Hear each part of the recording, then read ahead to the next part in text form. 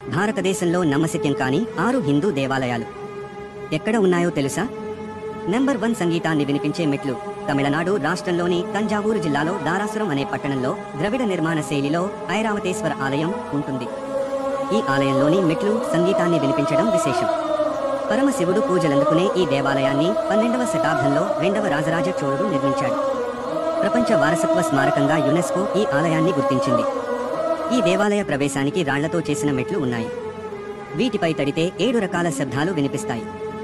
మెట్లలోని వివిధ పాయింట్ల వద్ద ఈ 7 స్వరాలను వినవచ్చు. నెంబర్ 2 సరిగమ సంగీతలు వినిపించే స్తంభాలు. కర్ణాటకలోని చారిత్రక హంపి నగరంలో శ్రీ విజయ విఠల దేవాలయం ఉంది. శిథిలమైన విఠల బజార్కు చివరిలో ఉన్న ఈ ఆలయానికి హంపిలోని అన్ని ప్రాంతాల నుంచి చేరుకోవచ్చు. 15వ శతాబ్దంలో ఈ ఆలయాన్ని నిర్మించినట్లు చరిత్రకారులు చెబుతుంటారు. ఈ ఆలయంలో రంగ మండప పేరుతో 56 సంగీత స్తంభాలు ఉన్నాయి. వీటినే సరిగమ స్తంభాలు